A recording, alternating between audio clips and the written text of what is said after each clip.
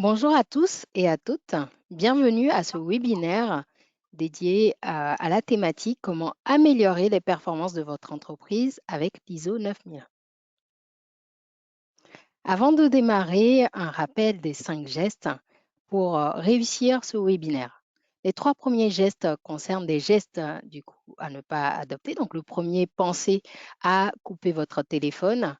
Le deuxième, à minima, si le téléphone n'est pas coupé, à couper donc n'est pas éteint, donc à couper votre micro. Et le troisième, si jamais le micro venait à s'activer, donc pensez à ne pas parler tout au long pour ne pas perturber le bon déroulement. Ensuite, les 2 derniers gestes euh, portent plus sur la partie interaction avec nous et avec les intervenants.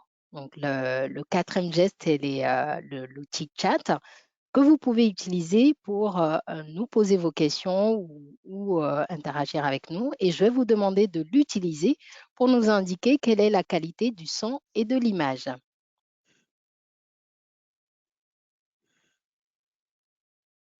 Bonjour Catherine, bienvenue. Est-ce que vous m'entendez bien et est-ce que vous me voyez bien et vous voyez bien les intervenants?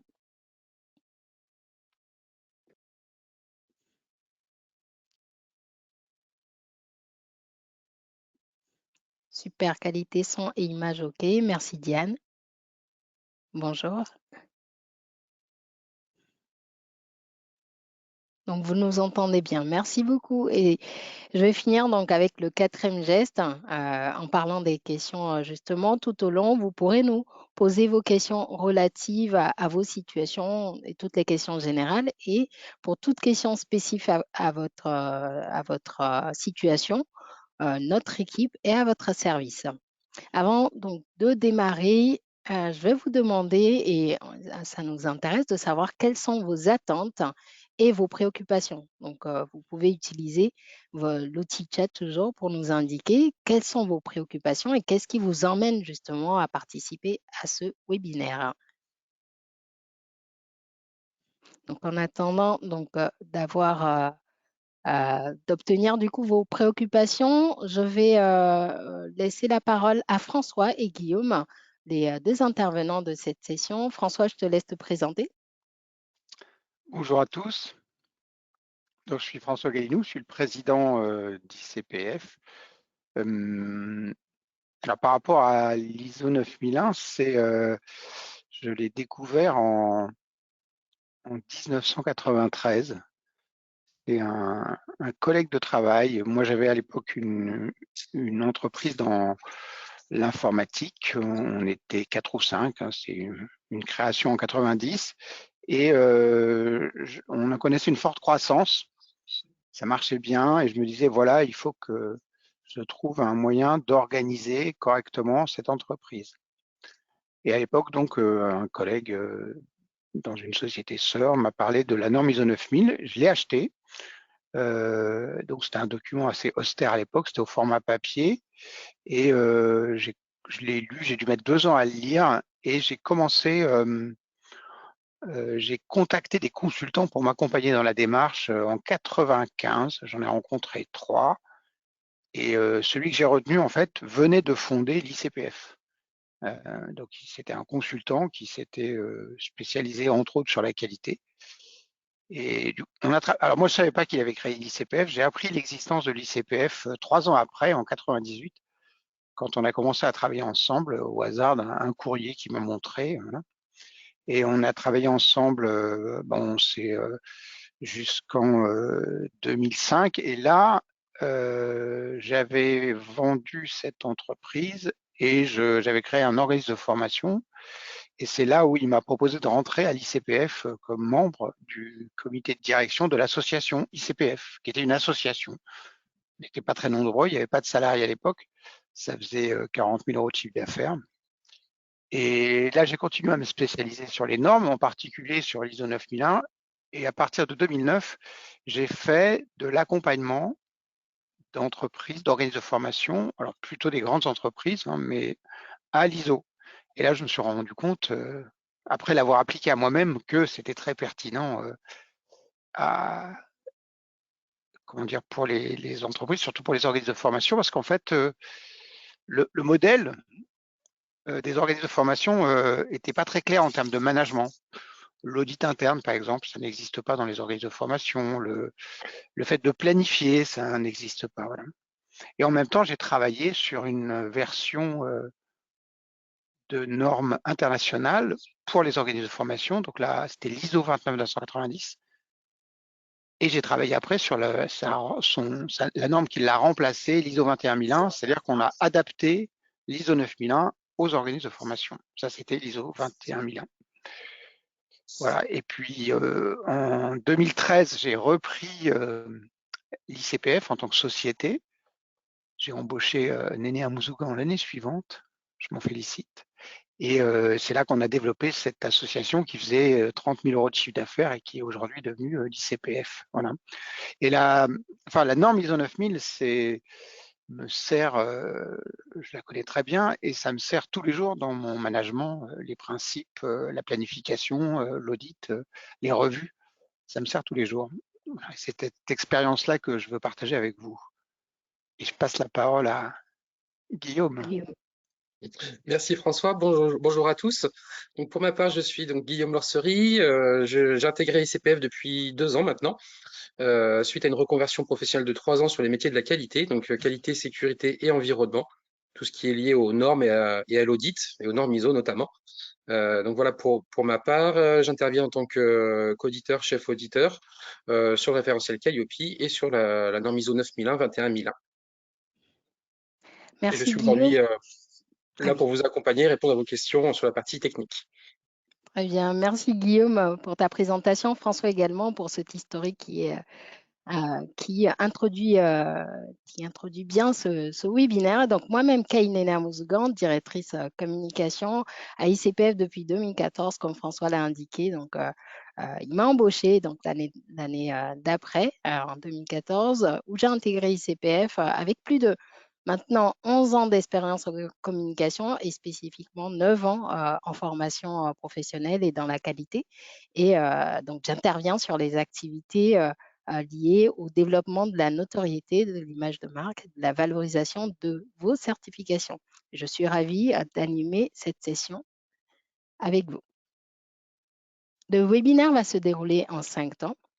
Le premier temps, on va vous présenter ICPF, où est-ce que nous en sommes aujourd'hui. Dans un deuxième temps, François donc, va vous présenter l'après Calliope, la vision, les opportunités et surtout comment vous situez par rapport à l'ISO 9001. Dans un troisième temps, on va vous présenter les fondamentaux et les principes de l'ISO 9001. Le quatrième temps, comment l'obtenir et pourquoi obtenir ISO 9001. Et dans un cinquième temps, on va vous répondre du coup à vos questions avec un temps vraiment dédié, sachant que tout au long des différentes parties, vous pouvez poser vos questions. L'objectif, c'est vraiment d'être dans une interaction pour pouvoir du coup vous apporter toutes les informations nécessaires. François, aujourd'hui, quelles sont les valeurs qui différencient ICPF des autres certificateurs et qu'est-ce qu'il apporte aux certifiés? Alors, aujourd'hui, et plus particulièrement aujourd'hui, ce jour hein, qui est très important pour nous, puisque là, c'est le premier jour où on utilise la nouvelle version de notre plateforme Digital Noé.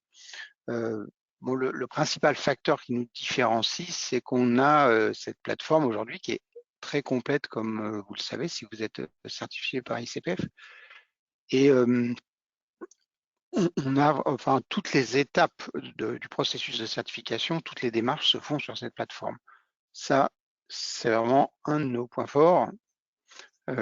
Ça demande un investissement important, mais ça n'a pu être fait que grâce à la confiance de nos clients qui nous ont, enfin, grâce à cette confiance et au fait qu'ils règlent les factures, nous ont permis de réaliser cet investissement. Alors après, l'autre point, c'est que comme Guillaume, vous voyez, Guillaume est auditeur et Guillaume est salarié à ICPF. Et si vous regardez ce qui se passe chez les confrères, en fait, ça n'existe pas dans le métier. Je dirais, les organismes de certification aujourd'hui sous-traitent l'audit Alors, c'est un peu comme certains organismes de formation. Alors, si vous êtes sous-traitant ou même si vous êtes manager, vous voyez très bien ce que ça veut dire, c'est qu'on n'a pas la même relation, la même confiance, la même implication d'un sous-traitant que d'un salarié. Donc, nous, on a choisi dès le début d'avoir en priorité des auditeurs salariés. On en a 17 aujourd'hui. L'autre point aussi qui fonde notre compétence, c'est le fait qu'on soit focus sur le monde de la prestation de services intellectuels, sur le monde de la formation et du conseil. On n'intervient que dans ce domaine-là et on est leader aujourd'hui, hein, en termes d'innovation et aussi de nombre de certifiés Calliope, on est le premier certificateur Calliope en France. Et grâce à cette compétence technique, les appréciations qu'on peut avoir de nous, c'est nous sommes rigoureux. Ça ne plaît pas à tout le monde, mais surtout, on sait de quoi on parle. On connaît parfaitement le monde de la formation, tant sur le plan technique que sur le plan des différentes entités qui constituent ce monde. Après, grâce à nos auditeurs, la moitié sont en région. On a donc on couvre tout le territoire français. Ça aussi, c'est un atout parce qu'en fait, on a toujours un auditeur à moins de 90 minutes de chez vous.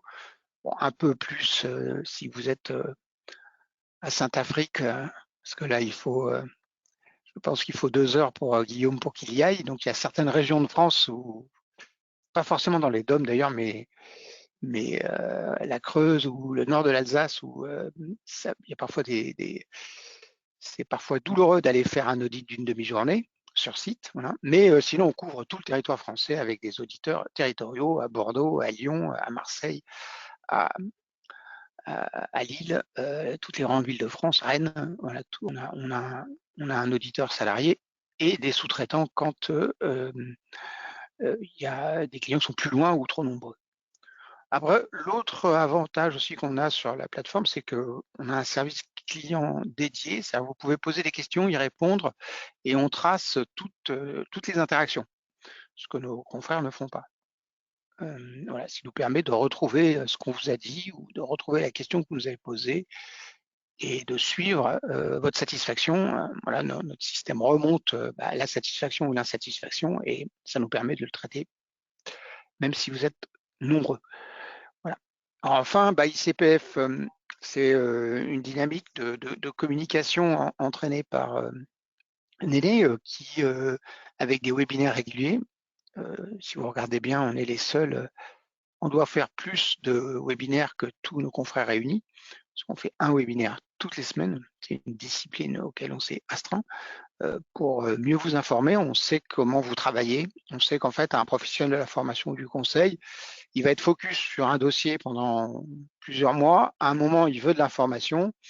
Et donc, on sait que si on fait un webinaire tous les ans ou tous les 6 mois, vous ne pourrez pas tous assister. Par contre, si vous savez qu'il y a un programme régulier de webinaires, à un moment, quand vous faites de la veille, quand vous recherchez de l'information, vous regardez ces webinaires et vous venez, et là, vous avez la possibilité d'échanger avec nous. Aujourd'hui, bon, l'écosystème qu'on constitue, ça représente un peu plus de 7000 professionnels. Vous avez des certifiés pro et des certifiés Calliope. Et on a suscité la création d'un club qui est indépendant, et parce qu'on s'est rendu compte que le fait que vous échangiez entre vous vous permettait de vous épanouir, de mieux comprendre l'information, qui n'est pas toujours l'information qui circule sur le monde de la formation, elle est soit destinée à l'écosystème, à la gouvernance, soit destinée aux citoyens français, aux stagiaires. Et si on y regarde bien, il n'y a pas de la communication qui est adaptée à vos problématiques, elle n'est pas formatée pour l'être. Et si vous lisez nos articles, etc., on se met toujours à votre place, de votre point de vue, du point de vue du professionnel de la formation, pour comprendre ce qui est important dans notre communication. Par exemple, si sur un extrait, une loi comme celle qui prévoit le reste à charge, nous, on va s'intéresser aux implications, aux conséquences pour l'organisme de formation du reste à charge, et on va vous le présenter comme ça, et on ne va pas reprendre, je dirais, simplement le message du reste à charge en disant oui, c'est dommage pour les stagiaires. Non, on va voir quel est l'impact pour vous. Voilà. Et on retrouve bien ces valeurs à travers les retours que font nos certifiés à travers 3 mots: professionnalisme, écoute et bienveillance. Et ça résume bien la présentation de François. Et concernant les offres, quelles sont les offres proposées par ICPF aux certifiés, aux professionnels pour faire la différence et créer de la valeur? Alors, aujourd'hui, on a 10 offres très claires qui sont l'option pré-audit. Ça, c'est avant la certification. Donc, on a la possibilité de faire un pré-audit d'une durée égale à l'audit. Voilà, donc ça, c'est valable pour Calliope, l'ISO 9001 et l'ISO. Et ça, c'est un moyen pour vous, vous avez sans doute eu recours, mais de vous entraîner. Et vaut mieux s'entraîner avec un auditeur que s'entraîner avec un consultant. Voilà. Et donc là, c'est le maximum qu'on puisse faire, je dirais, en amont de la certification. Alors ensuite, on a créé une option élaboration qui vous permet d'enregistrer les documents de preuve, tous les documents que vous devrez présenter lors de l'audit et les mettre à la disposition de l'auditeur. Voilà. Et cette option élaboration va être enrichie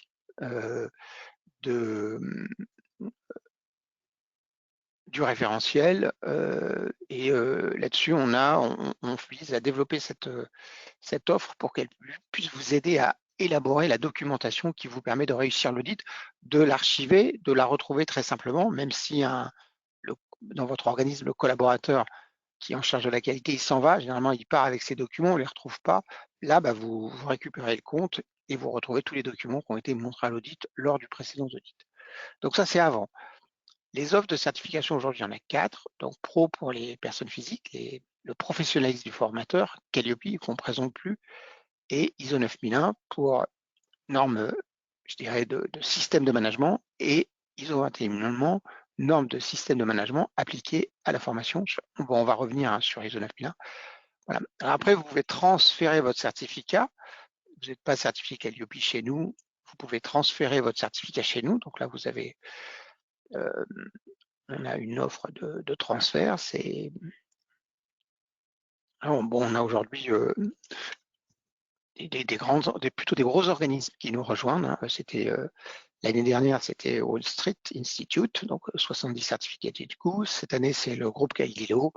Bon, il y a des grandes entreprises qui viennent vers nous qu'on ne ciblait pas au début, parce que nous, notre offre était dédiée, l'offre initiale de ICPF était dédiée aux professionnels. Donc, on avait 95% de notre clients, c'était des professionnels à la formation. Et Calliope, on ne s'était pas complètement rendu compte que c'était c'était pour tous les titulaires de NDA. Et on a pris donc énormément de nouveaux entrants. Mais aussi, après, quand on s'est réveillé, on a vu que ça fonctionnait. On a eu des grandes entreprises qui sont très contentes d'avoir une offre, je dirais, d'abord une capacité de planifier les audits très rapidement. Voilà, nous, c'est en une demi-heure, vous planifiez votre audit, et surtout la capacité à suivre plusieurs audits de par la digitalisation.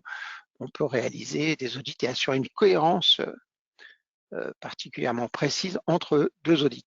Ce qui est important pour un grand compte, quand il a plusieurs sites, il a envie que le site A ou le NDA A soit audité de la même façon que le NDA B. Bon, après, vous avez l'audit d'extension qui vous permet d'étendre des catégories, si vous voulez obtenir sur Calliope, si vous voulez obtenir l'extension CFA par exemple, vous pouvez faire un audit d'extension. Et puis après, vous avez ce qui rythme la vie de votre certification Calliope ou ISO ou ISO 21001 ou Pro, c'est l'audit de surveillance, parfois on l'appelle l'audit de suivi et l'audit de renouvellement.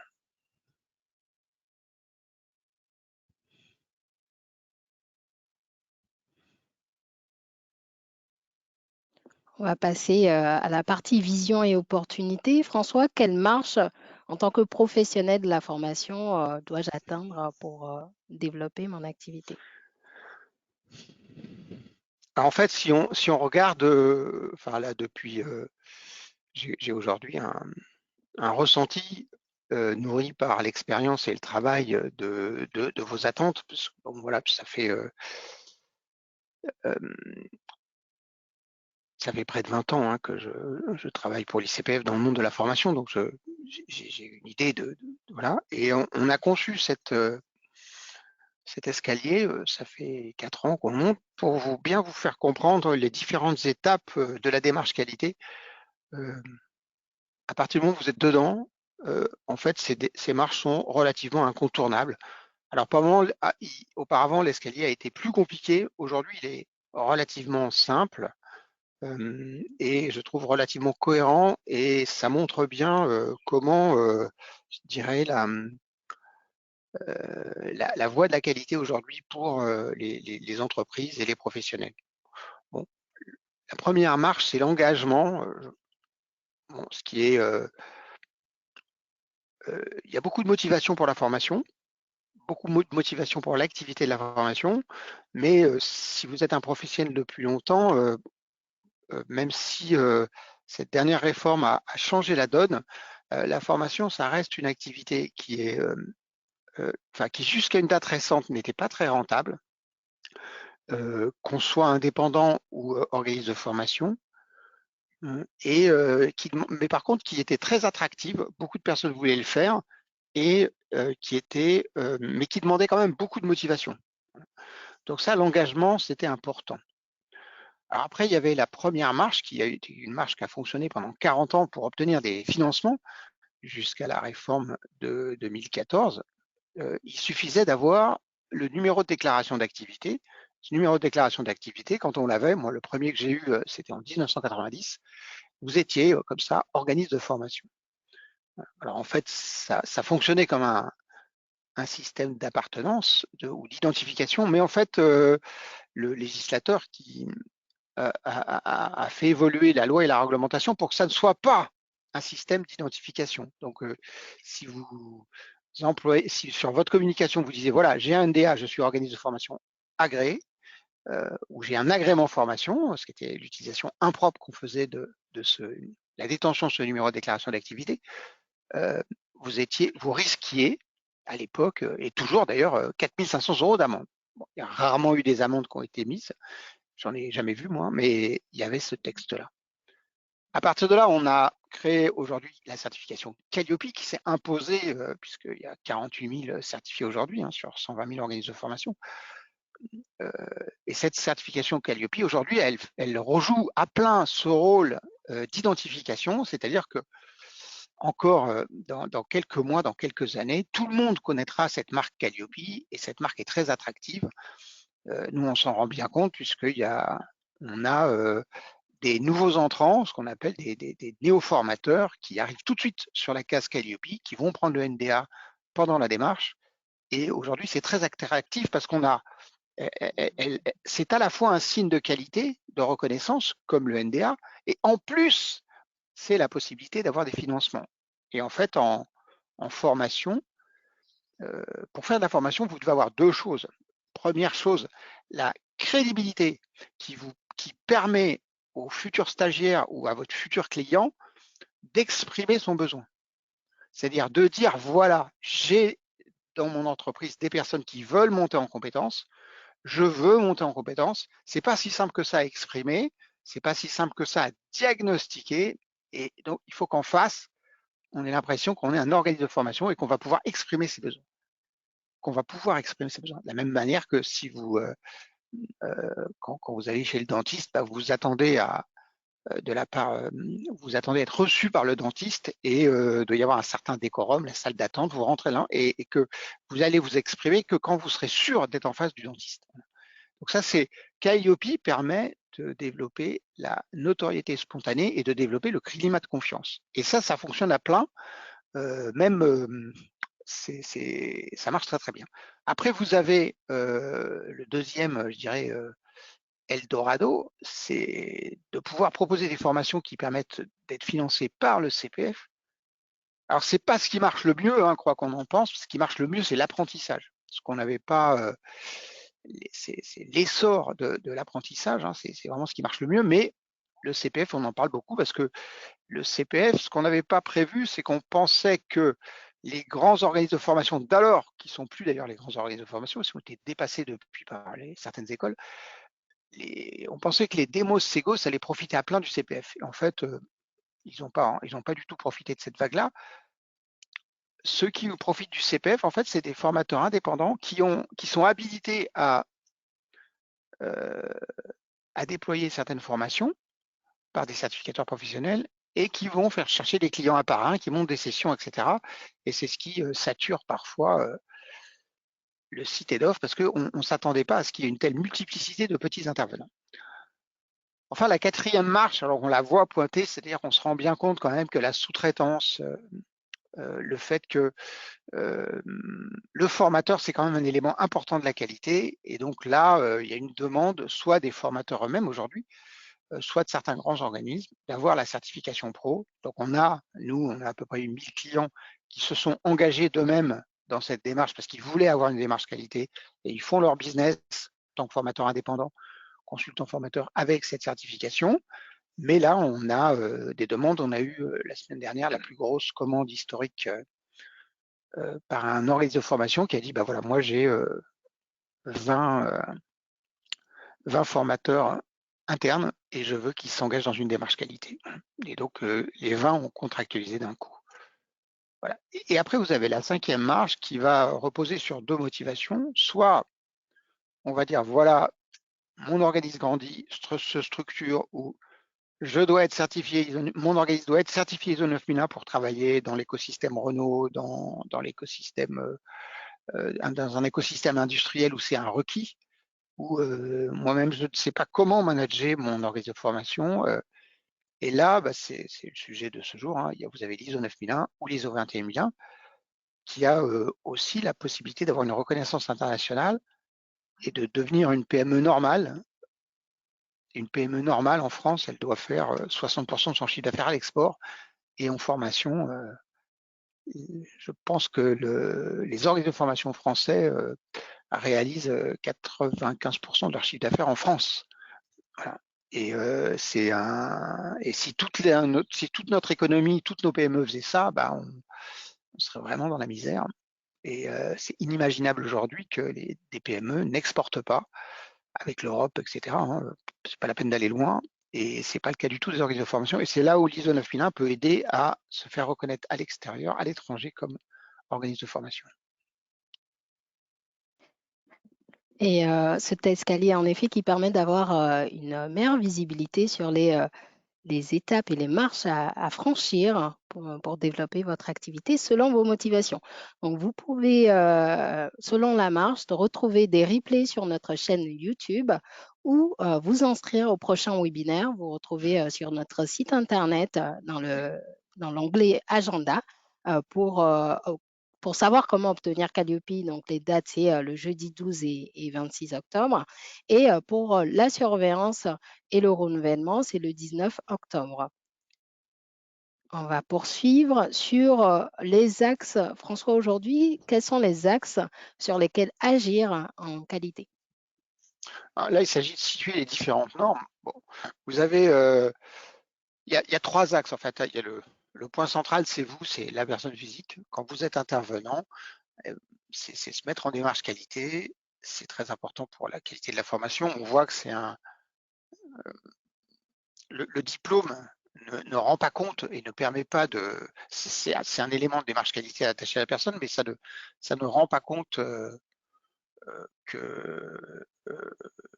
votre professionnalisme à l'heure actuelle. Voilà. Et donc là, c'est un axe de travail. Et donc, c'est un axe sur lequel nous, on a une réponse, c'est la certification pro. Après, vous pouvez, vous avez aujourd'hui l'axe produit-service qui est complètement occupé par Calliope et on ne peut pas apporter grand-chose de plus pour le moment. Et puis, vous avez après l'axe de l'entreprise, de l'organisation, du système de management. Alors, vous pouvez, alors je réponds à la question de Diane, hein, c'est à vous de choisir, voilà, qu'est-ce qui vaut mieux. Alors, si vous êtes intervenant et que vos clients reconnaissent en vous l'intervenant et vont vous faire intervenir dans leur entreprise ou vont vous faire intervenir en sous-traitance dans les formations, il vaut mieux travailler sur l'axe personne physique. Si vous êtes vous avez commencé à développer une organisation, vous commencez à avoir des collaborateurs, vous avez des perspectives et vous avez des difficultés pour manager votre entreprise, comme moi j'ai pu connaître ça, j'ai connu les deux, enfin je vais faire le gars un peu le vieux, mais en 93, quand j'ai acheté la norme ISO 9000, j'avais déjà 5 collaborateurs. Je me disais, je vais en avoir 15, 20, 30, peut-être 500, vous voyez, et je me dis, bah, je développe mon entreprise, comment je manage, voilà, comment, tiens, il faut faire des audits, comment je fais des audits en interne, quels sont mes processus, voilà. Si vous avez des questions comme ça d'organisation, la voie, c'est l'ISO 9000.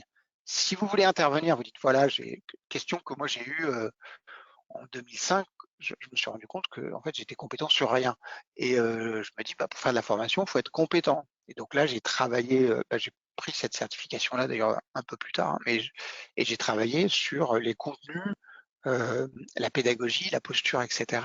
Donc j'ai travaillé sur moi pour être un bon intervenant, voilà, pour pouvoir faire des formations sur le management, la qualité, etc. Et donc vous voyez, c'est en fonction de votre stratégie. Soit vous avez une stratégie, je vais développer mon professionnalisme, je ne veux pas sortir du marché, parce qu'en fait, en formation, le problème, c'est que vous atteignez un niveau d'expertise, et en fait, aujourd'hui, le marché est très peu exigeant en termes d'expertise. Euh, Il y a tellement d'acteurs et tellement d'offres qu'en fait, le client n'a pas beaucoup de signes pour dire, tiens, cette personne-là, elle est experte. Beaucoup de clients, ils sont crédules. Vous mettez sur les réseaux sociaux que vous êtes expert en management, ils vous croient. Voilà. Et donc après, bah, vous lui avez pris voilà. Alors après, au bout d'un moment, vous commencez la mission, vous vous rendez compte assez vite. Alors c'est ça qui fait la sélection aujourd'hui. En fait, ce qui fait la sélection aujourd'hui sur le marché, c'est qu'une fois que vous avez la commande, on va dire, c'est les 15-20 premières minutes de formation. Si ça va pas du tout, vous vous faites sortir. Mais vous vous faites sortir aussi si vous arrivez en retard. Vous faites sortir aussi de la session si vous brossez pas certains stagiaires dans le sens du poil. Donc c'est pas forcément le stagiaire n'a pas forcément la capacité à et le responsable de programme non plus à estimer votre expertise. Donc c'est pour ça qu'il faut lui envoyer des signaux pour lui dire pardon, je suis expert. Voilà. Et donc là, vous allez travailler sur votre personne. Et en effet, pour partager la question de Diane à tous, hein, il s'agit de la question de est-ce que le schéma, l'escalier de la qualité est celui qui vient d'être présenté par François, induit-il que pour engager une certification ISO, chaque formateur doit en amont être certifié ICPF Pro? Et comme François l'a bien précisé, tout dépend en effet de votre stratégie et de votre projet. On va maintenant rentrer dans le vif du sujet de qu'est-ce que c'est l'ISO 9001. Pour commencer, quels sont les plus, les avantages de l'ISO 9001 par rapport à Calliope? Alors là, je vais laisser Guillaume. Voilà. Très bien, merci François. Donc voilà, les plus de l'ISO 9001 par rapport à Calliope, hein, donc on a vu auparavant, donc c'était la marche au-dessus. Donc tout d'abord, l'ISO 9001 est bien compatible avec tous les secteurs d'activité. Autant Calliope est vraiment tourné vers la formation, autant l'ISO 9001 c'est une norme généraliste. Accessible à tous et compatible, donc que ce soit de la formation, de la conception ou autre, tout le monde peut être concerné par cette norme. Ici, donc, on manage l'entreprise. Calliope, c'est vraiment sur l'organisme de formation. On est sur un système de management avec l'ISO 9001 qui englobe l'entreprise et toutes les parties intéressées autour de l'entreprise notamment, et qui se repose sur les 7 principes de management de la qualité que nous allons détailler par la suite. D'un côté, pour l'ISO 9001, on retrouve une norme, donc une norme écrite comme en a parlé François, un document papier ou dématérialisé. Et donc pour Calliope, on retrouve un référentiel national qualité. On va retrouver un niveau attendu avec des exigences, des critères et des indicateurs. Contrairement à l'ISO, on va retrouver des chapitres avec des exigences également. Donc c'est des documents qui vont Compléter.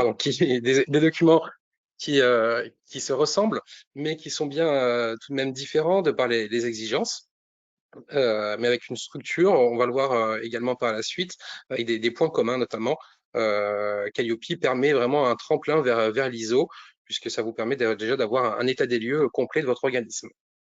D'un côté, Calliope, donc, il y a une reconnaissance en France, on est vraiment tourné sur le territoire français, et l'ICPF ISO 9001, là on est vraiment une reconnaissance internationale, puisque donc la norme ISO est présente dans tous les pays du monde. On retrouve le même document, la même norme, que l'on soit en France, aux États-Unis ou en Australie, ce sera bien les mêmes exigences pour tout type d'entreprise.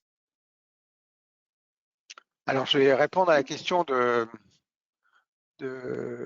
Diane. Diane, oui. Donc, non, en fait, la, la démarche ISO n'implique pas la certification pro. En revanche, alors quand je dis n'implique pas, ça pourrait l'impliquer, c'est-à-dire que en fait, la certification ICPF, elle s'est créée au début des, enfin, voilà, 1995. Pourquoi elle s'est créée? C'est parce que une consultante salariée de chez IBM était en démarche qualité ISO et qu'en fait, il y a un principe qui implique que les formateurs internes et externes sont en capacité de justifier leurs compétences. Et qu'à l'époque, en 1995, il n'y avait pas de diplôme pour les formateurs dans l'informatique. Ils venaient tous d'horizons très différents. Ils avaient des diplômes en histoire, en psychologie, en géographie, et elle avait une maîtrise de physique, je crois.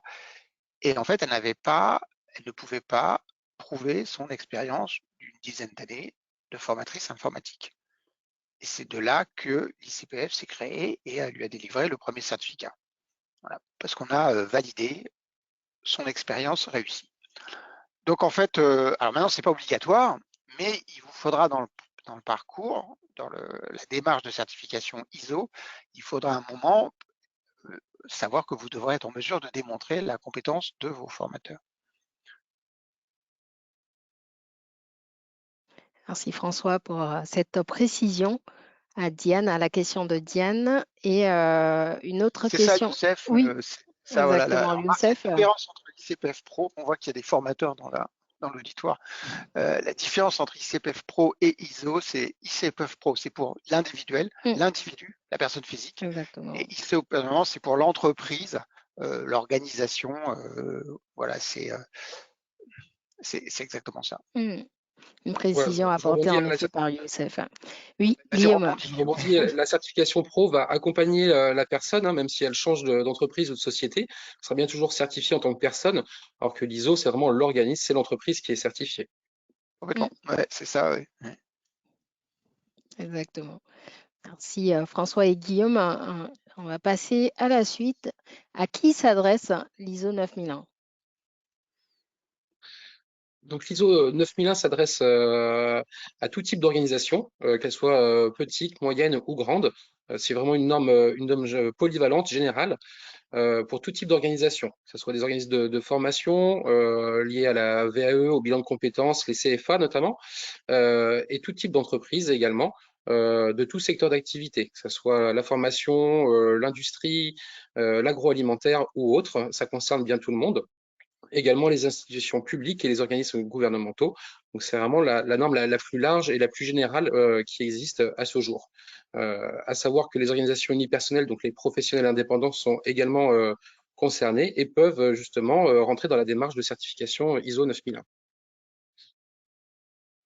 On a une question de Diane qui pose d'ailleurs beaucoup de questions, qui est intéressée pour en savoir plus sur le processus qu'on va présenter juste après. Donc la question de Diane est: où peut-on trouver le document de référence ISO pour en prendre connaissance? Alors, vous Alors, pouvez aller sur... vas-y, Guillaume. oui, pardon. Donc donc la norme ISO s'achète sur le site de l'AFNOR. Vous pouvez donc l'acheter, contrairement à Calliope qui est public et téléchargeable gratuitement. Ici, il faut bien se procurer la norme donc via ce site. Après, donc on pourra suite au webinaire vous faire parvenir, Diane, le lien pour l'achat de la norme, Et qui toujours coûte Diane une qui centaine demande d'euros à peu près. une centaine d'euros. Parfait. par rapport aux documents. Et toujours Diane qui demande, avez-vous des auditeurs qui accompagnent pour la certification ISO? En tant qu'organisme de certification, on ne peut pas faire d'accompagnement, on ne peut pas être juge et partie. Par contre, on propose bien sûr le pré-audit, comme en a parlé François en préambule, hein, le pré-audit qui est vraiment l'examen blanc, le pré-audit, un audit dans les mêmes conditions que votre audit de certification, donc qui permet bien d'identifier les éventuels écarts qui peuvent être là le jour J. Mais après, donc, sur la partie accompagnement, mise en place de la norme, donc là, ce ne sera pas ICPF qui va vous accompagner, on peut toujours vous transmettre des organismes apparentés qui, eux, vont vous accompagner dans la démarche. Voilà, et puis il y a, contrairement, enfin la grande différence entre, enfin là on a pris comme point de référence, c'est souvent ce qui nous lie Calliope. ISO 9001, je me rappelle qu'en 2000, donc ça date un peu, mais en 2019, vous pouvez trouver 165 ouvrages sur l'ISO 9001 sur Amazon, en français. C'est-à-dire qu'il y a 165 ouvrages. Voilà. Donc là, il y a énormément de littérature sur l'ISO 9001. ISO 9001, il y a des millions de personnes qui travaillent avec l'ISO 9001 dans le monde. Dans certains secteurs, c'est une culture. Et Calliope, c'est en train de devenir un élément culturel de la formation, mais tant qu'on entend, voilà, c'est administratif, voilà, c'est que c'est pas complètement acquis. Dans le monde de l'industrie, l'ISO 9001, c'est la norme, c'est la culture. Et dans le monde des services, les grandes entreprises de services, vous voyez, là, il y a une très grande différence entre l'activité de formation et les autres activités par rapport à l'ISO 9001, où ça vraiment fait partie de la culture. Voilà. Et donc, vous avez beaucoup de moyens de vous informer sur ce que c'est que la norme. Voilà. Alors aussi, ce qu'on peut faire, c'est qu'on a une liste de consultants d'organismes de formation en apparenté qu'on peut communiquer pour vous aider à trouver quelqu'un qui peut vous accompagner. Voilà. Je pense qu'on va revenir après sur l'accompagnement, donc on en parlera. Exactement, sur la partie préparation. Sur l'accompagnement. Exactement. On va poursuivre sur l'ISO 9001. Qu'est-ce que c'est? Quels sont les principes? Avant les principes d'ailleurs, qu'est-ce que c'est ISO 9001, Guillaume? Alors, la norme en elle-même, hein, c'est un guide, hein, c'est un GPS hein, quelque part, qui vous permet justement de mettre en place votre système de management au sein de l'organisme. Tout ça dans le but de vous améliorer, de satisfaire vos clients. C'est vraiment la finalité de la mise en place de la norme, hein. Donc c'est vraiment une démarche propre et qui vous permet aussi de vous organiser. Ça permet d'organiser toute vos process, vos différentes votre organisation, pardon, je vais y arriver, tout ça dans le but, voilà, d'optimiser les process et in fine, ben, d'améliorer le chiffre d'affaires de l'organisme, hein, bien sûr, et également la participation avec vos parties prenantes, donc tout l'écosystème qui est autour de votre organisme. C'est la certification la plus utilisée. Comme expliqué auparavant, elle est présente dans le monde entier. Aujourd'hui, on est à 1,2 million d'entreprises certifiées sur la norme ISO 9001. Et à savoir qu'en France, sur les certifiés français, 40%, même plus de 40%, sont des petites et moyennes entreprises. Donc c'est vraiment ouvert à toute taille d'organisme. On reviendra donc par la suite également. La certification, c'est un cycle de 3 ans et on vous expliquera en détail donc ce cycle de 3 ans avec les différents audits tout au long du parcours. Et vous retrouverez d'ailleurs dans l'article rédigé par Olivier Baudin les avantages de qu'est-ce que c'est déjà l'ISO 9001 et les avantages et comment utiliser la certification ISO 9001 au service de votre activité. François, un commentaire? Non, on va avancer. Je garde mon idée en tête. Voilà. Très bien. On va poursuivre justement sur les grands principes de l'ISO 9001. Guillaume, quels sont-ils? Donc, la norme ISO 9001 est basée sur 7 grands principes qui sont détaillés à l'écran, qu'on va revenir rapidement sur chaque principe, hein. Le premier, c'est bien l'orientation client. Ici, il s'agit de s'efforcer de dépasser les attentes de vos clients. de créer une relation durable avec vos clients basée sur la satisfaction. Donc là, le mot satisfaction dans la norme ISO, il revient très régulièrement. C'est vraiment la finalité de la norme, et c'est pour ça aussi que c'est bien le premier principe, c'est cette orientation client. Le deuxième, on retrouve donc le leadership. Donc là, il s'adresse vraiment aux dirigeants de l'organisme, qui doit établir un climat de confiance, qui doit définir des objectifs, les appliquer, impliquer son personnel, notamment, on y revient juste après, pour être efficient dans ses démarches.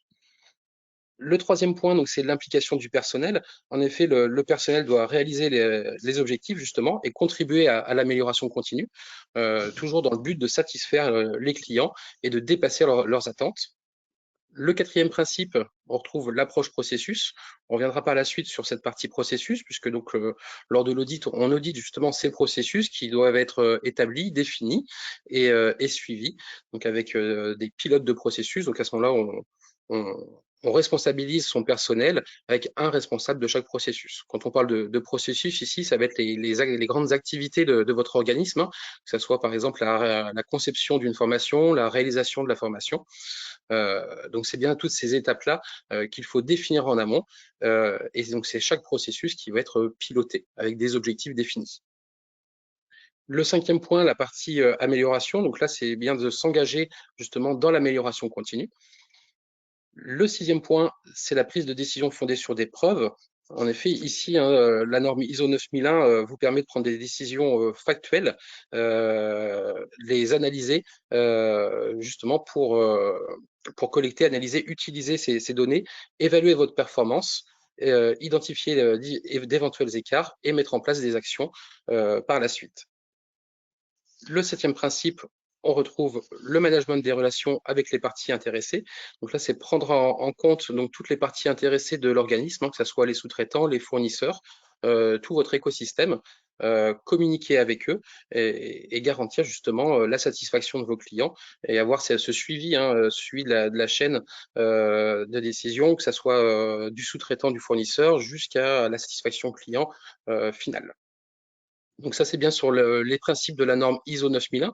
La norme ISO 21001 que l'on a évoquée, hein, propre cette fois-ci donc aux organismes d'éducation et de formation, reprend les grands principes de la norme ISO 9001 avec des exigences supplémentaires liées à la responsabilité sociétale notamment, à l'accessibilité et l'équité à la formation, la conduite éthique dans l'éducation-formation et la sécurité protection des données. Donc c'est bien 4 points en plus par rapport à la norme ISO 9001 qui intègre l'ISO 21001. Alors, je vais reprendre les principes parce que c'est on est, on va dire, dans le vocabulaire, pour ne pas dire le jargon de la norme, mais je vais mettre en face de chaque point les problèmes concrets que vous vous posez en formation professionnelle quand on est manager dans un organisme de formation et qu'on a des collaborateurs. Alors, l'orientation client, si vous avez des collaborateurs qui comprennent rien entre les OPCO, les OPCA, le CPF, la caisse des dépôts, le dirigeant de l'entreprise, le stagiaire, le payeur dans l'entreprise, s'ils s'y perdent, là, vous avez à faire un travail sur l'orientation client, c'est-à-dire de définir la fonction à chercher votre client, de dire attention, le financeur, il est à l'extérieur, le financeur, voilà ses besoins, voilà ce qu'il faut lui envoyer. C'est pas la peine de lui demander son avis parce qu'il vous le donnera pas. Et pourtant, c'est dans Calliope. Vous voyez, il y a un travail sur l'orientation client. Si ce travail sur l'orientation client avait été fait par ceux qui ont fait Calliope, eh ben, on n'aurait pas à demander, on se prendrait pas la tête à dire comment je fais pour avoir l'avis sur ma formation du financeur parce qu'on sait que ça l'intéresse pas et qu'il n'est pas organisé pour le traiter. Donc ça, c'est le travail sur l'orientation client. Le leadership, c'est que si vous êtes dans un organisme de formation, vous avez des collaborateurs, vous faites un kick-off, vous présentez une stratégie et tout le monde vous dit « Ah, c'est super la stratégie de le président » et après tout le monde part dans toutes les directions, c'est pas compliqué, vous avez un problème de leadership. Voilà. Et alors à l'inverse, ça peut être aussi qu'il n'y a pas de stratégie. Vous êtes dans un organisme de formation où il n'y a pas de stratégie, vous êtes collaborateur, et là c'est un problème de leadership, c'est-à-dire que soit il n'y a pas de stratégie, soit la stratégie n'est pas comprise ou pas appliquée par les collaborateurs. Après, vous avez l'implication du personnel, c'est de ça dont on parlait, c'est-à-dire que vous avez des collaborateurs qui ne sont pas impliqués. Et en fait, pourquoi ils ne sont pas impliqués? Il ne suffit pas de leur dire impliquez-vous. En fait, il faut les faire monter en compétences. C'est là qu'intervient la formation dont je parlais tout à l'heure, voilà, et de les rassurer sur leurs compétences. Et c'est ça qui va leur permettre de s'impliquer. L'approche processus, alors là aussi, le terme processus est connoté négativement en France. On peut parler d'activité. On a un expert dans notre comité de certification de la norme ISO 9000 dans la formation, et sa théorie, c'est de dire en fait, on ne va pas parler de processus, on va parler d'activité. Et on va identifier les activités qui font un organisme de formation. Un organisme de formation, c'est 5 activités, c'est la détermination du besoin, la conception, la réalisation, le suivi et l'évaluation. Si vous menez ces 5 activités, vous êtes un organisme de formation. Et après, vous allez décrire comment vous menez ces 5 activités, quels sont vos objectifs, quelles sont les procédures qui font l'efficience de cette activité. L'amélioration, ça on en parle dans Calliope, c'est comment vous, à partir de succès ou d'échecs, vous améliorez. Vous voyez, comment vous améliorez, comment vous capitalisez.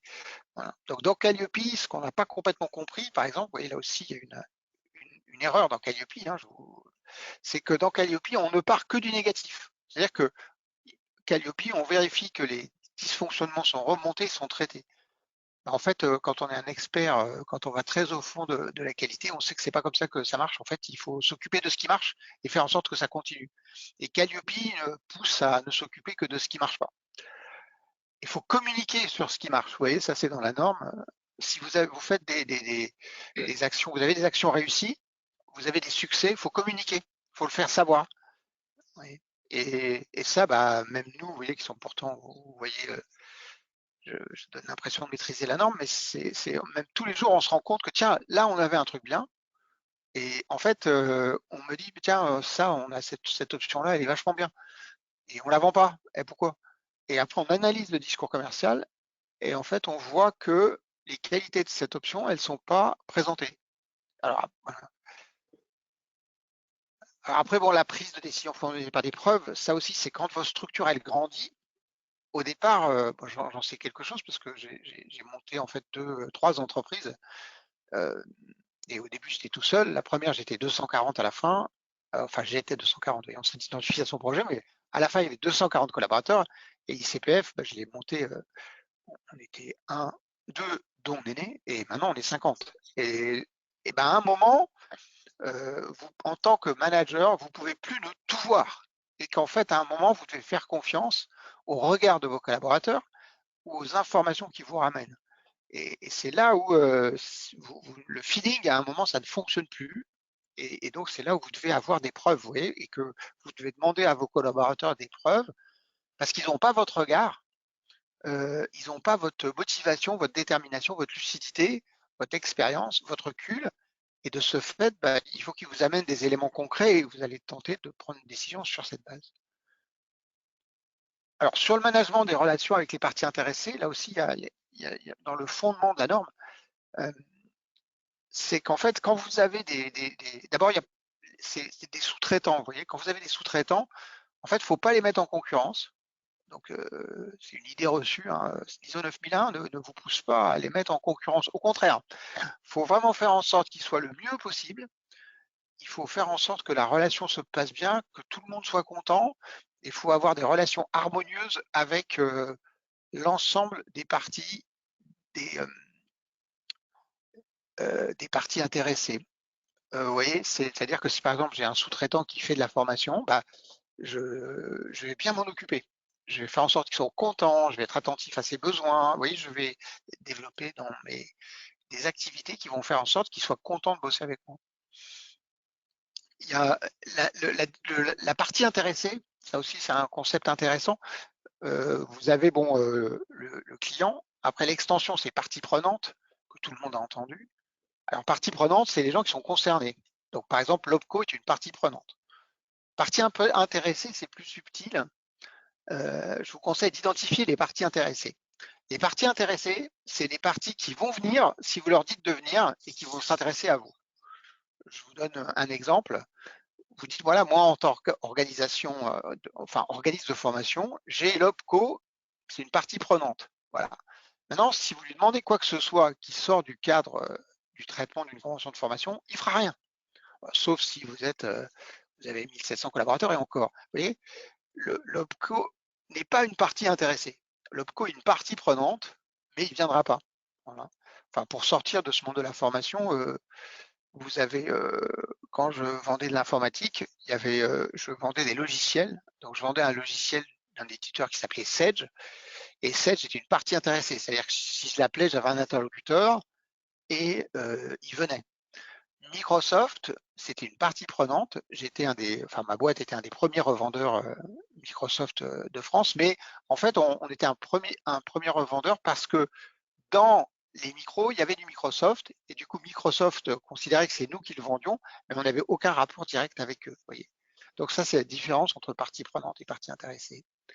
Voilà, tout ça pour vous dire que chaque axe, vous pouvez l'appliquer tout de suite. Vous pouvez dire, tiens, qui sont mes clients? Et tiens, mais mon collaborateur, qu'est-ce qu'il a compris de la fonction client, voyez? Et vous pouvez explorer cet axe. Et quand vous allez vers la certification, en fait, vous allez ébaucher un traitement de tous ces actes.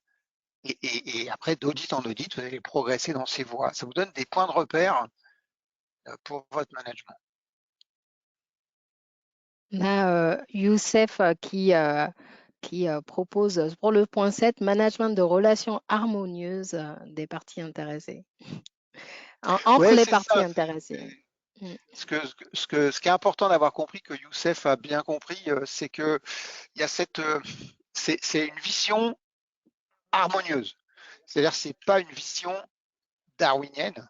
Vous avez pas du tout, alors que c'est présenté comme tel, etc. Ça a été utilisé parfois de manière agressive ou bon, mais c'est vraiment c'est vraiment une vision, si je voulais la critiquer, c'est une vision bisounours, voilà, où on dit barba papa aujourd'hui, les jeunes ils disent barba papa, voilà, c'est le monde merveilleux, l'ISO 9000, vous voyez, voilà, il y a des relations harmonieuses, on va écrire ce qu'on fait, on va dire ce qu'on fait, tout va être écrit, voilà. Alors, la vraie vie, c'est pas comme ça, je vous le dis,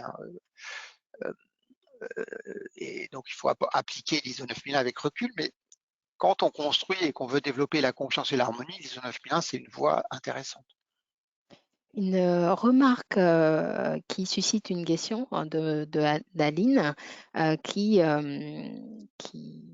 indique pour un petit organisme de formation avec peu de salariés, entre Calliope, ICPF Pro et ISO 9001, comment arriver à gérer toutes ces exigences tout en continuant à gérer au mieux donc, son activité et son organisme? Comment on adapte les exigences de l'ISO 9001 à un petit organisme, par exemple? En fait, votre système de management, la documentation, vous allez pouvoir la calibrer. En fait, le principal générateur de difficultés et l'instigateur des difficultés et le chronophage, c'est pas la norme, c'est vous, c'est le manager, c'est toujours le manager. C'est-à-dire que, en fait, ou le consultant, voilà. Moi, j'ai accompagné j'ai fait d'abord, moi, dans les années 90, j'ai fait ma propre démarche qualité, et en fait, je l'ai menée pendant 3 ans. Et on a rédigé des procédures sur tout. Par exemple, on avait une procédure accueil, et là on discutait à savoir, on était une trentaine, procédure accueil, voilà, quand un visiteur vient, c'était écrit dans la procédure, on lui propose du thé et du café. Puis après, il y avait un collaborateur qui disait oui, mais s'il veut du déca. Alors, on changeait la procédure, on mettait déca. Et donc on avait des procédures comme ça extrêmement détaillées. On a fait des procédures sur toutes les activités de l'entreprise. Donc on s'est retrouvé, boîte de 30 personnes, 600 pages de procédure. Alors, ça m'a beaucoup aidé personnellement, parce que ça m'a donné, à l'époque j'avais 35 ans, ça m'a donné une vision de toutes les activités de l'entreprise et détaillée, que ce soit la compta, la relance, la vente, etc. Et ça m'a beaucoup servi après dans mon activité de conseil pendant 10 ans, de 2005 à 2015. Et dans le management aujourd'hui, ça m'a énormément aidé parce que on avait cette visualisation des activités et de faire comprendre l'activité. Ce que je veux dire par là, c'était que c'était moi qui avais décidé de faire toute cette documentation et le consultant qui m'avait un peu aidé. Mais en fait, vous n'êtes pas obligé de le faire, hein. Voilà. Nous, on voit, on a mené en tant que consultant, j'ai mené des activités qui ont permis d'obtenir la certification ISO sur des organisations de toute taille. Et en fait, si vous allez à l'essentiel, en 5 mois, c'est bouclé. Et vous allez vous retrouver avec 50, 60 pages de description. Oui. Donc, la difficulté, c'est de parcourir tous les axes et d'être juste au niveau de l'exigence et de pas. Mais souvent, on est happé par son goût ou sa vision et on se dit ah mais l'orientation client ça vaut le coup et donc on va y passer, on peut y passer des mois. Voilà. Donc c'est plus. Mais vous n'êtes pas obligé de passer à la certification. Ce qui me paraît incontournable aujourd'hui, c'est que si vous devez améliorer le management, c'est de se dire voilà, pour améliorer mon management, je vais prendre la norme et je vais travailler par rapport à ça. Voilà, ça me paraît constructif et de me dire voilà, mais où sont mes points forts et voilà, de se mettre dans cette voie-là. Mais la taille, en fait, la taille de l'entreprise ne fait rien à l'affaire. Nous, on a des clients, on a une entreprise qui s'est lancée dans la démarche. Elle est comment dire, elle est organisée toute seule, hein, elle n'a pas de salariés, et elle se lance dans la démarche. Bon, ça lui permet de s'organiser et de continuer à faire développer son entreprise. On a une remarque complémentaire intéressante de Youssef. Personnellement, je vois les marches que vous avez données comme une évolution au cours du temps de l'organisme et du formateur. Tout d'abord, Calliope pour amorcer la démarche qualité, ICPF Pro pour prouver la qualité du formateur, et enfin ISO 9001 pour prouver la qualité de l'organisme et ISO 21001, l'amélioration continue de l'ensemble. Qu'en pensez-vous, François et Guillaume? Moi, je dirais que l'utilisateur du certificat, l'utilisateur de la certification, c'est vous, c'est le manager. Donc, et qu'en fait, vous êtes en face d'un client.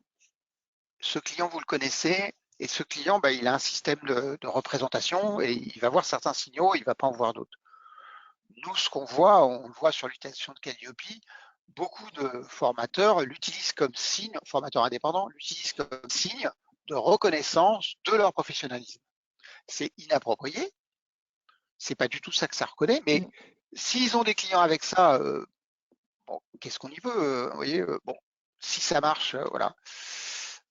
Donc nous, par exemple à l'ICPF, le certificat pro, on a une demande depuis maintenant presque 30 ans, et en fait, les 15 premières années, quand Nene et moi, on a commencé à travailler ensemble, en fait, on s'est rendu compte qu'on ne connaissait pas nos clients. C'est-à-dire qu'en fait, les clients ICPF, on les voyait jamais.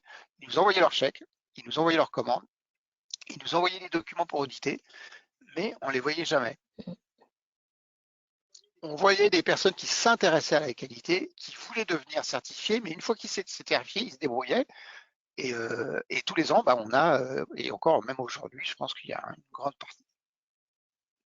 Vous voyez, donc il y a l'usage que vous faites du certificat dans votre activité, l'usage que vous faites de la norme dans votre activité.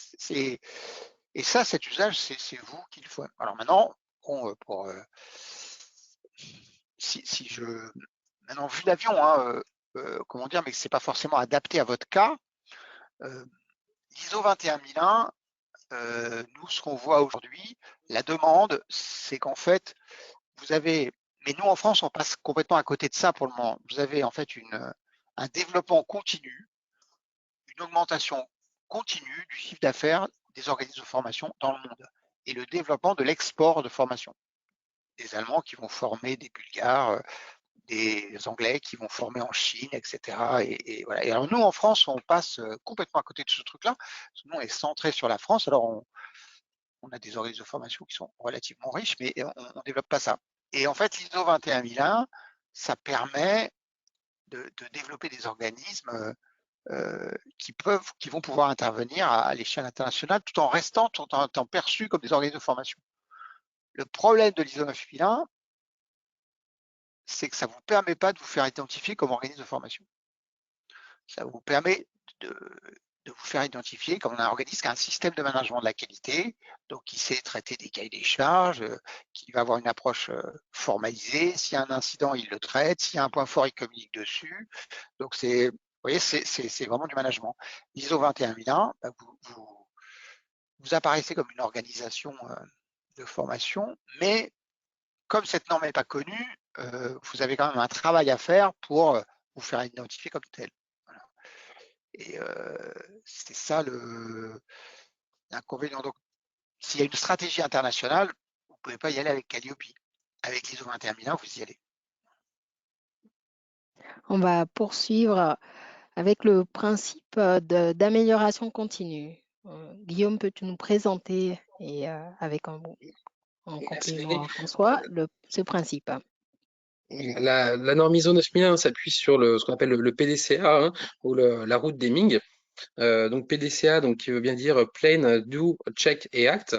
Donc pour les moins anglophones, donc c'est bien planifier, déployer, contrôler et agir.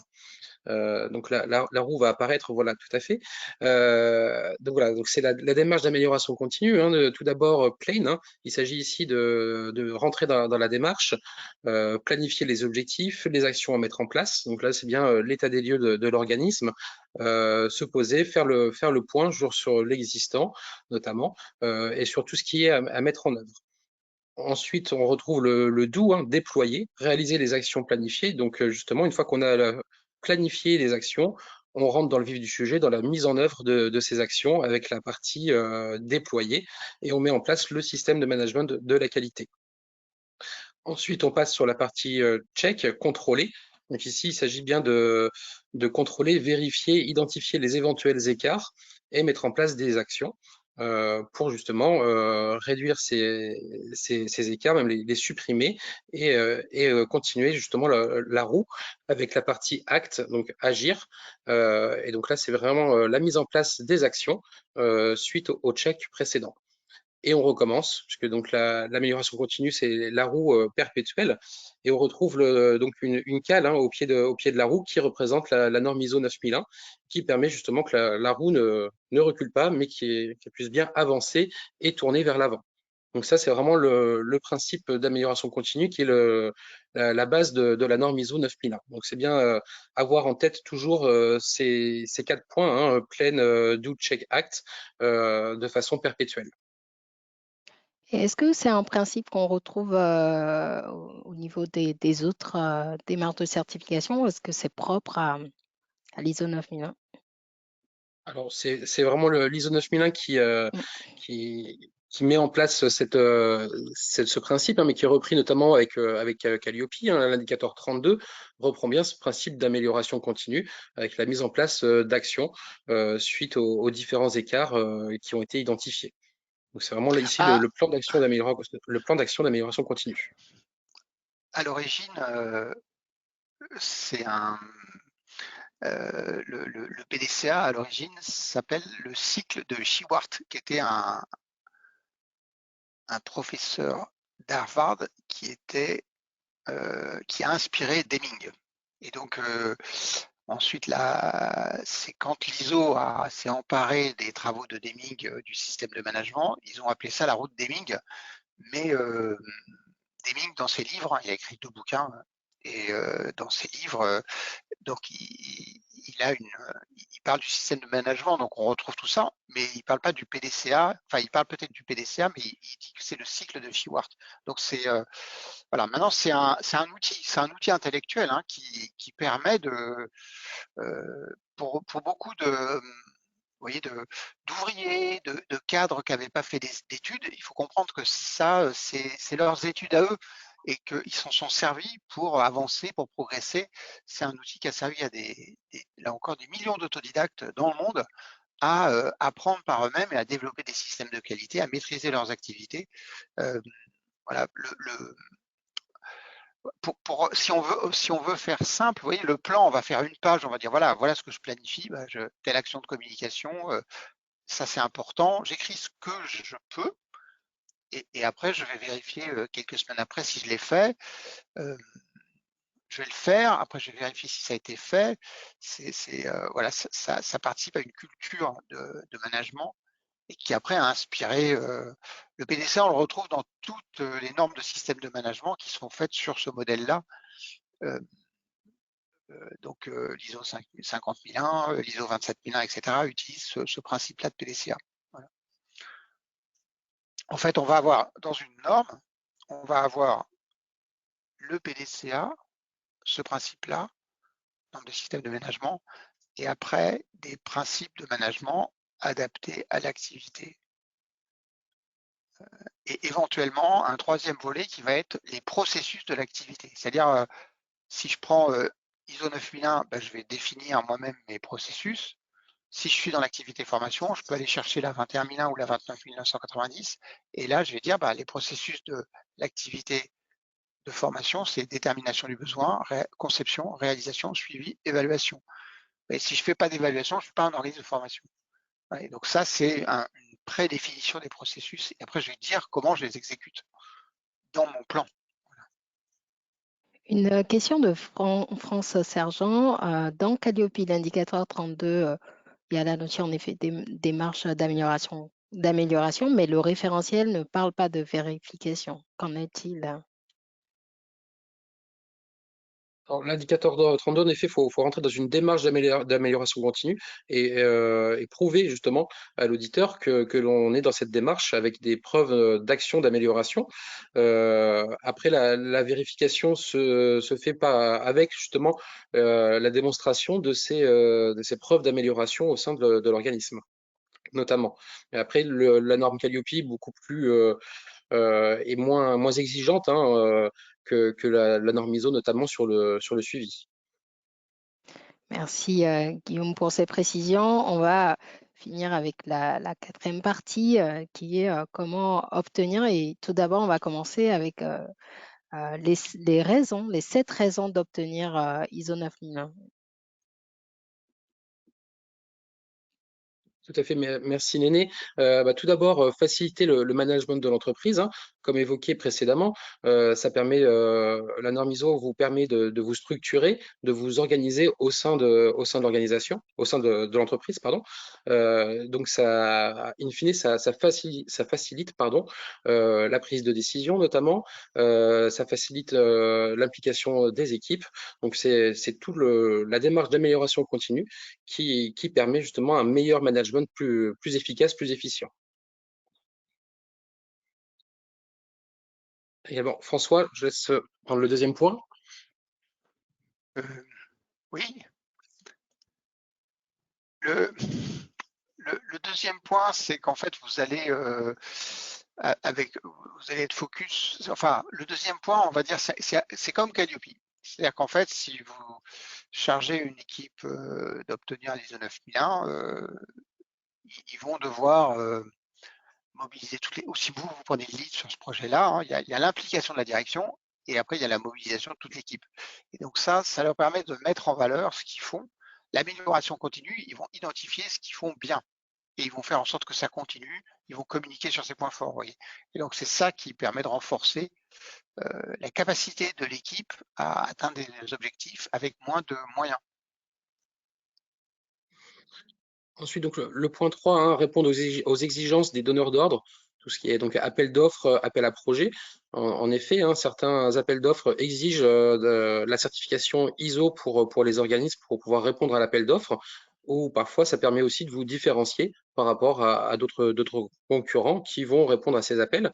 Donc là, c'est vraiment un gage de qualité pour le commanditaire et donc qui vous permet de pouvoir gagner ces appels d'offres, entre autres. C'est vraiment le fait de se démarquer, hein, vous allez vous démarquer par rapport à d'autres organismes. Le point 4, hein, créer des nouvelles opportunités d'affaires avec des entreprises grands comptes. Donc ça rejoint le point 3. Ici, voilà, c'est un gage de qualité et la volonté de satisfaire ses clients va vous créer des opportunités d'affaires, notamment sur les grands comptes. Le point 5 qui permet de gagner une visibilité. Oui, Oui, en fait, ce qu'il faut comprendre, c'est en qualité, c'est souvent l'autre, c'est le client qui exige la certification. Donc, en l'occurrence, l'ISO 9001, c'est une norme qui est obligatoire, une certification qui est obligatoire quand on travaille dans certains secteurs comme l'automobile, par exemple. tout à fait. Je reprends donc le point 5, gagner en visibilité donc auprès des partenaires en France et à l'international. Donc la norme ISO est reconnue dans le monde entier. Il y a plus de pays dans le monde qui reconnaissent la norme ISO que de pays membres de l'ONU, pour vous donner un petit peu l'importance de cette norme dans le monde entier. Notamment, je pense à tous les organismes de formation frontaliers qui sont intéressés par la norme ISO, qui vont travailler notamment sur la Suisse, l'Allemagne, voilà, tous ces OF hein, qui peuvent aller chercher des marchés à l'étranger. Et donc la certification, elle sera bien reconnue par tous, puisque Calliope ne va pas forcément parler à un organisme suisse, allemand ou italien, alors que la norme ISO, elle est vraiment universelle. Le point 6, donc se différencier en développant un avantage face aux concurrents, notamment sur le marché français. Aujourd'hui, la plupart des organismes de formation sur le marché sont certifiés Calliope. Les premiers qui sont rentrés dans la démarche pouvaient se différencier hein, en communiquant justement sur la certification Calliope. Aujourd'hui, c'est plus compliqué puisque donc l'écosystème, les organismes de formation sont certifiés Calliope. Aujourd'hui, la norme ISO vous permet voilà, de vous démarquer, de vous différencier par rapport aux concurrents notamment. Et le point 7, pour terminer, renforcer la satisfaction de vos clients. Donc là, c'est bien l'esprit de la norme ISO, hein, c'est la satisfaction client, jusqu'à dépasser justement leurs attentes, aller plus loin, toujours plus loin dans la satisfaction client. Et après avoir vu pourquoi obtenir la certification ISO 9001, quelles sont les étapes pour l'obtenir? Alors, Alors on là, vous retrouve 6 allez, étapes. Oui. ouais, je vais le faire. Euh, bon, là, vous êtes, bon, il y a une étape 0 où vous réfléchissez et vous dites, tiens, est-ce que je suis concerné, etc. Bon, après, il y a le projet. Donc là, on se prépare, on va acheter la norme, on va lire. Ensuite, vous allez faire votre demande. Donc, vous allez aller sur notre site et vous allez faire une demande. Vous allez avoir une proposition et vous allez contractualiser. Après commence la phase de la préparation, hein, qui peut prendre entre, si vous êtes, enfin, ça va dépendre de votre niveau de préparation, mais bon, il y a minimum, on va dire 4 mois hein, pour l'ISO, et l'audit. Voilà. Après l'audit, vous avez des éventuelles non-conformités que vous allez corriger, et de là, on émet le certificat. Et au niveau du cycle, quel est le cycle de certification? Comment fonctionne la certification ISO, Guillaume? Voilà, donc le cycle d'une certification ISO, hein, c'est bien un cycle de 3 ans qui démarre après la certification. Donc, une fois contractualisé, on passe à l'audit initial qui se déroule en 2 étapes. On retrouve une première étape qui va se faire en distanciel généralement, mais qui peut se faire aussi en présentiel, qui est une revue documentaire entre vous et l'auditeur. L'auditeur notamment va vérifier le domaine d'application, donc savoir quelles sont les activités concernées par la certification, la politique qualité de l'organisme. Est-ce que vous avez bien déjà identifié vos processus et comment ils interagissent entre eux? L'auditeur va également regarder la dernière revue de direction, puisqu'il faut bien réaliser une revue de direction avant d'arriver à l'audit, le programme des audits internes qui doivent être planifiés, notamment, les enjeux et les parties intéressées qui doivent être identifiés, et donc la liste des codes, des normes et des exigences légales qui sont applicables à votre organisme. Une fois la revue documentaire, donc là c'est un échange avec l'auditeur, hein, vous allez lui transmettre des documents qu'il va analyser, et donc l'auditeur, lui, va vous donner donc l'accord, la capacité pour passer à l'étape 2. Et donc l'étape 2, c'est bien l'audit sur site, l'audit complet, comme on peut connaître avec Calliope. Donc l'auditeur vient donc dans votre organisme pour auditer l'ensemble des processus. On fonctionne bien en processus, et ce sont les processus qui sont audités tout au long de là ou des journées. Une fois la certification émise, donc on retrouve 2 audits de surveillance, donc c'est bien un audit par an, et ensuite, pour terminer, avant le cycle des 3 ans, l'audit de renouvellement. Une fois l'audit de renouvellement donc réalisé, vous repartez pour un nouveau cycle de 3 ans avec les différents audits de surveillance et renouvellement à suivre. Voilà le cycle de certification sur la norme ISO. On a vu le cycle, maintenant on va voir comment comment je dois me préparer à l'audit ISO 9000. Voilà, donc là, on Alors fait la un focus. préparation, Oui. ouais, pardon. La préparation, en fait, vous allez, euh, on se place sur un axe existant en projet et donc on va faire on fait un état des lieux. Donc on peut le faire. Faut plutôt être accompagné quand même. Enfin, on peut le faire seul, mais c'est sûr que c'est un peu plus technique que Calliope. Autant Calliope, on peut le faire tout seul. Là, mener tout seul une démarche ISO 9001, c'est quand même c'est laborieux, hein, mais c'est faisable quand même. Mais c'est on peut le faire, on peut être accompagné, mais voilà. Par contre, il faut bien faire attention à bien sélectionner l'auditeur et qui vous dise, enfin l'accompagnateur qui vous dise bien et qui vous permette d'aller au plus simple possible, au plus adapté possible par rapport à votre système qualité, puisque vous devez valoriser votre système qualité. Donc, Mmh. le focus sur l'étape de préparation, hein. Tout d'abord, obtenir la norme. On en a parlé en début de webinaire. Effectuer l'état des lieux de votre organisation. Donc là, on est dans la première étape du PDCA, hein, dans le plane, hein. Voir, se baser déjà sur l'existant. Qu'est-ce qui existe? Qu'est-ce qu'il y a déjà des procédures mises en place ou autres? Ensuite, vous passez à la mise en œuvre de votre système qualité. Donc là, vous pouvez justement donc, vous faire accompagner, comme l'a précisé François. Donc là, c'est la mise en place du système, des différentes documentations associées. Le point 4, donc former et impliquer le personnel, qui est bien une exigence de la norme. Donc là, vous devez, une fois que vous avez pris en main la norme, il faut bien pouvoir justement communiquer auprès de votre personnel et les impliquer dans cette démarche qualité. Le point 5, 6 et 7, donc là, c'est bien des points, des prérequis hein, pour arriver à l'audit, hein, effectuer la revue des processus, réaliser un audit interne et réaliser une première revue de direction. Que donc là, ça va être des documents qui vous seront demandés par l'auditeur lors de l'étape 1 de l'audit initial. Et bien sûr, réaliser un pré-audit avec ICPF. ICPF vous propose cette prestation de pré-audit hein, qui est vraiment un examen blanc avant l'audit dans les mêmes conditions de l'audit qui vous permet d'identifier d'éventuels écarts et de les traiter avant le jour J de l'audit initial. Une fois ces étapes effectuées, vous êtes bien prêt pour l'audit, pour le jour J.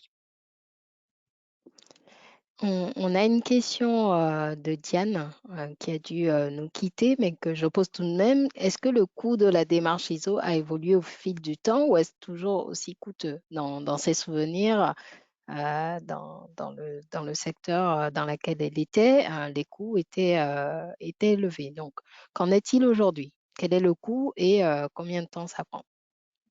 Alors, le coût de l'audit, hein, pour calculer le coût de l'audit, on se base sur le nombre d'équivalents temps plein de l'organisme, donc le nombre de salariés notamment. Donc c'est bien ce nombre d'équivalents temps plein qui va définir la durée et le coût de l'audit. Donc si Diane, par exemple, était avant dans une très grosse structure avec beaucoup de salariés, forcément là, le coût de l'audit était important et la durée d'audit également. Pour un organisme plus petit, bien sûr, la durée et le coût va être réduit. Donc c'est bien ce nombre de salariés ou d'équivalents temps plein qui est prise en compte dans le calcul. Donc tout dépend de la taille de l'organisme, bien sûr.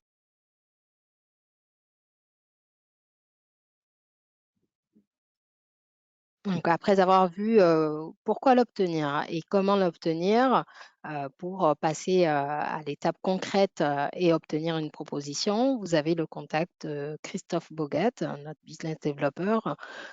Contactez-le directement et il vous adressera donc une proposition adaptée. Et comme Guillaume l'a indiqué, tout dépend en effet de votre activité et vous avez cette opportunité pour obtenir une proposition concrète avec les modalités, le budget adéquat. N'hésitez pas à contacter Christophe Bogat, hein. Je suis en relation constante avec lui et donc suite à votre demande, après on va analyser et faire la revue et vous faire parvenir donc une proposition que l'on vous expliquera, une proposition détaillée donc avec l'ensemble donc la durée d'audit et les différents coûts associés. En effet, Guillaume. Et on va conclure du coup ce webinaire, cette session. Quels sont les 3 points à retenir? Quel est l'essentiel à retenir? Alors, l'essentiel en 3 points, hein. Déjà, vous êtes engagé et avancé donc dans l'escalier de la qualité. Si vous êtes présent aujourd'hui, ça veut déjà que vous êtes concerné et engagé dans la démarche. Donc, n'hésitez pas à aller plus loin, à revenir vers nous, vers Christophe Bogat ou vers moi-même, hein. Donc là, c'est vraiment le point, c'est que si vous êtes ici, c'est vraiment déjà que vous vous intéressez, vous êtes impliqué et la démarche d'amélioration continue pour vous est importante. Donc, continuez et justement, passez le pas, montez la marche suivante. Le deuxième point, c'est que la certification ISO, voilà, ça vous permet de vous améliorer, d'améliorer les performances de votre organisme et d'impliquer votre personnel. Donc là, c'est des points importants que l'on retrouve dans les principes hein, de la norme ISO. Euh, donc là, c'est vraiment l'implication de votre équipe autour de ce système qualité qui est importante. Et le troisième point, donc il faut oser la qualité. Donc justement, j'y reviens. Contactez-nous, voilà, pour obtenir une proposition qui vous engage à rien, mais déjà vous allez avoir une idée vers quoi vous engagez, que ce soit en termes de ressources, en termes d'implication. Voilà, donc n'hésitez pas à faire la démarche et après on revient vers vous pour vous expliquer plus en détail la proposition. Merci Guillaume. On va passer à la dernière partie, donc questions-réponses. On va aller jusqu'à 15h30.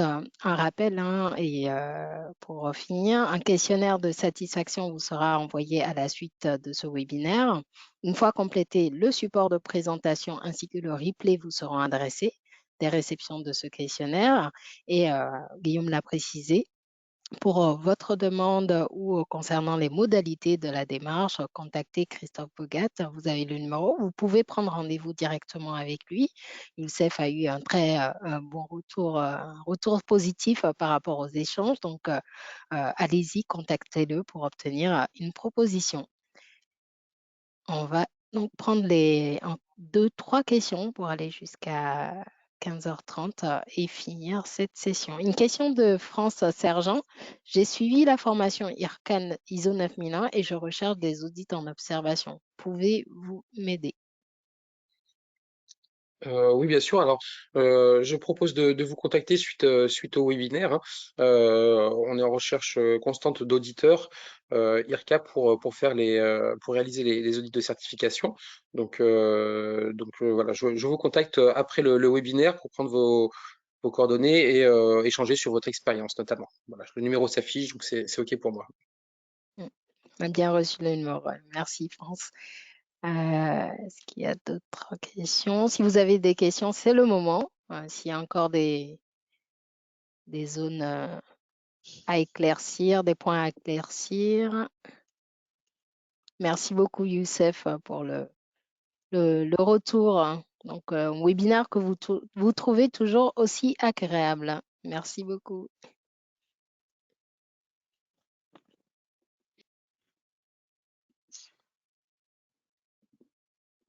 Bon, s'il n'y a pas d'autres questions, on va conclure cette session.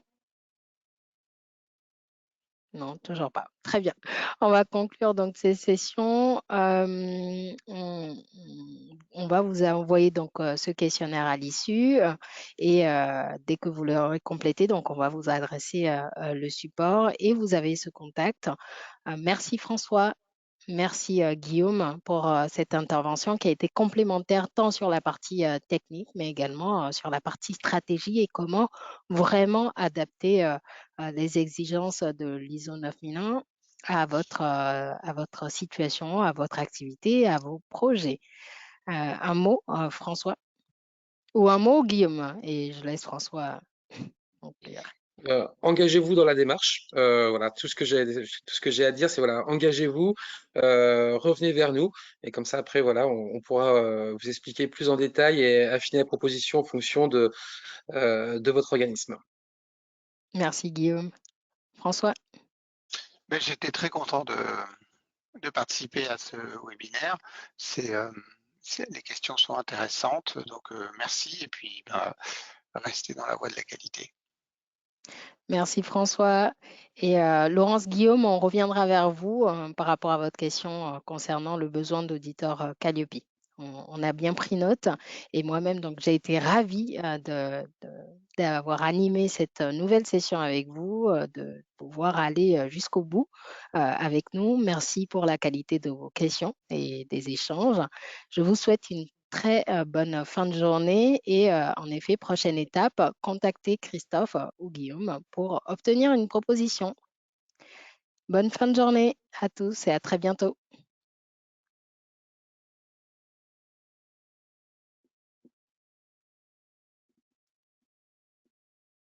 Ah, et vive la qualité, en effet.